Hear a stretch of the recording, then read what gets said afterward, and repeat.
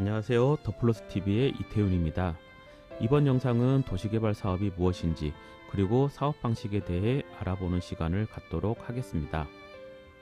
도시개발 사업은 예전에는 토지 구역 정리 사업이라고 불렸던 사업인데요. 아시다시피 기존에 논, 밭, 임야를 개발하기 위해서 토목공사를 한다고들 하죠. 거기에 전기, 상하수도, 도시가스, 도로 등 기반 시설을 만들어 반듯하게 구역 정리를 한 다음 용도에 맞춰 건물을 지을 수 있는 땅으로 바꿔 도시를 만드는 사업입니다. 건물이 있고 없고가 아닌 잘 정리된 땅으로 만드는 겁니다. 그럼 도시개발 사업을 하려는 이유가 있을 텐데요. 그건 앞으로 그 지역에 신규로 인구가 늘어날 만한 일이 있기 때문에 미리 선반영하여 사람들이 모여 살 곳을 만들어 앞으로를 대비하는 겁니다. 그래서 난개발을 막고 체계적이고 계획적인 개발을 하기 위해서 도시개발 사업을 하는 건데요. 앞으로 정돈된 도시로서의 기능을 갖추고자 하는 겁니다. 우리나라 인구의 92%가 도시에 몰려 산다는 것을 들어보신 적 있으시지요? 도시에 몰려 산다는 건 그만큼 기반시설이 잘 갖춰져 있고 편의시설이 있기 때문에 모여 사는 건데요. 그래서 구도심지와 신도심지의 차이를 보면 구도심은 도로 사정이나 기타 기반시설이 복잡하게 형성되어 있다면 신도심지는 계획적으로 기반시설이 갖춰져 있다는 겁니다. 구도심지 개발은 도시정비사업으로 일명 재개발 사업으로 진행을 합니다. 그래서 반드시 그 지역의 도시기본계획을 참고하여 앞으로 변화될 모습과 개발 예정이거나 진행 중인 사업들을 관심 있게 보셔야 합니다.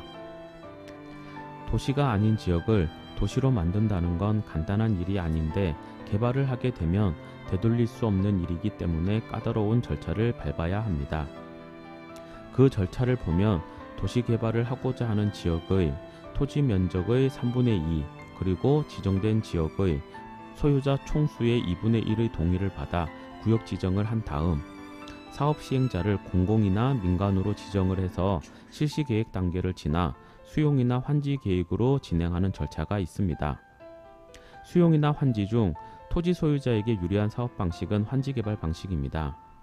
그럼 사업 시행자가 민간이 아니라 공공이 들어가게 되면 수용 방식으로 진행이 된다고 이해하시면 됩니다. 그래서 공공으로 사업을 하느냐 민간이 즉 토지 소유자들이 모여서 사업을 진행시키느냐에 따라 토지 소유자들에겐 중요한 일입니다. 도시개발 사업에서 사업 방식은 세 가지가 있는데 수용 사용 방식과 환지 개발 방식 그리고 혼용 방식이 있는데 사업 방식은 누가 시행을 하느냐에 따라 결정된다고 이해하시면 됩니다. 그럼 수용 사용 방식과 환지 방식 중 토지 소유자들의 입장에서 환지 방식이 더 선호될 수밖에 없는 사업 방식인데요. 그럼 왜 수용 방식이 토지 소유자들에게는 불리한지 설명드리겠습니다. 먼저 수용을 쉽게 이해할 수 있도록 살펴보겠습니다. 수용 방식은 LH나 SH 등 공공기관이 원형지에 택지 개발 구역을 지정을 하고 그 토지주들에게 땅을 매입한 후 택지를 조성하여 건설사에게 매각을 하거나 건축비만 들여 아파트를 지어 분양을 하거나 개인에게 주택용지를 공급합니다. 이때 토지 소유자들에게 나가는 보상은 공시지가를 기준으로 감정평가 후 보상을 해주는데 토지 소유자들에게 시세에도 미치지 못하는 금액으로 보상이 된다는 게 토지 소유자 입장에서는 안타까운 일이지요. 그렇기 때문에 수용을 진행할 때마다 토지 소유자 반발이 심한 곳이 많지만 공공성을 이유로 현재도 진행이 되고 있습니다. 최근엔 3기 신도시가 대표적이죠. 그래서 개인의 땅에서 공공기관으로 소유자를 변경하여 사업을 진행을 합니다. 이와 반대로 환지개발은 토지 소유자들에게 유리한 사업 방식입니다. 사업구역 내 정리되지 않는 종전의 토지에서 기반시설이 조성된 땅으로 되돌려 받는 것을 환지라고 하는데 수용은 땅을 주고 돈으로 청산되는 사업이라고 하면 환지는 더 쓰임새가 좋은 땅으로 탈바꿈되어 되돌려 받는 사업 방식입니다. 앞으로 그 지역이 좋아질 것이 예상이 되면 현금으로 가지고 계시는 것보다 용도가 변경된 즉 건폐율과 용적률이 바뀐 땅으로 가지고 있는 것이 앞으로 더 재산상의 이득이 있는 겁니다. 즉 가지고 있는 땅 그걸 그대로 파는 것보다는 화장을 해서 파는 것이 더 큰 이익이 난다고들 하죠. 움푹 패인 땅을 메꿔서 판다든지 도로와 떨어진 땅을 도로와 맞닿게 하는 것만 해도 기존의 땅값보다 훨씬 더 좋아진다고들 하잖아요.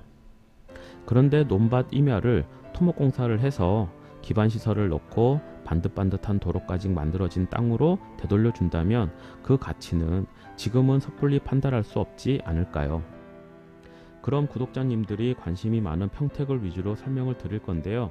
일단 제 영상을 보시면 대부분 평택 관련 영상이고 그 중에 안중 역사 주변이 변해가는 모습과 공사 진행 사항을 매월 올려드리고 있는데 잘 보고 계시죠?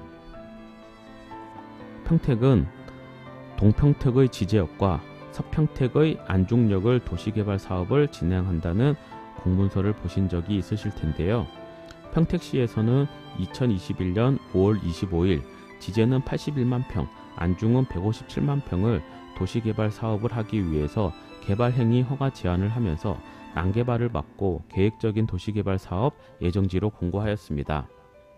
여기서 말하는 개발행위 제한은 그린벨트라고 불리는 개발 제한구역과는 완전히 다른 법령인데 가끔 혼동하시는 분들이 계셔서 말씀드립니다. 개발행위 제한은 추후에 도시를 만들 건데 지정된 곳에 지금 있는 모습 그대로 두라는 겁니다. 그럼 아무것도 하지 말라는 건데 3번을 보시면 행위 제한 기간이 고시일로 3년간이라고 쓰여 있는 것도 보이지만 도시개발 사업 승인 시 해제라는 조건도 있습니다.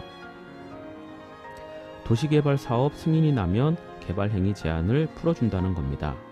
그래서 지금 지제역세권과 안중역세권에 도시개발 추진위원회를 만들어 조합 설립 동의를 받고 있는데 설립 조건 중 지정된 토지 면적의 3분의 2와 지정된 소유자 총수의 2분의 1의 동의를 받아야 도시개발 사업의 첫 단추를 끼우는 겁니다. 만약 3년 동안 도시개발 사업을 추진하지 않거나 조합 설립이 되지 않는다면 평택시에서는 공공개발로 개발하려 할 겁니다.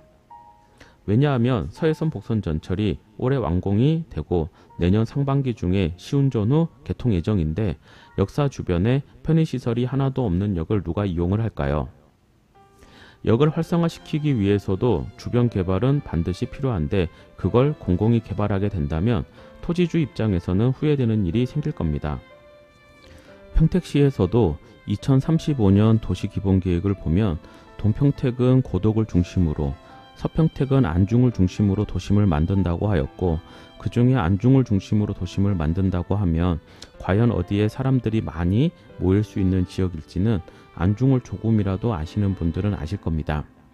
안중역은 현재는 더블 역세권이고 추가로 KTX 라인도 안중역을 통과하여 트리플 역세권으로 기대되는 곳이기 때문에 서평택에서는 교통의 중심이 될 것이고 도시 역시 확장성을 가지고 커질 수밖에 없는 지역이기 때문에 안중 역세권을 중심으로 개발이 될 수밖에 없습니다.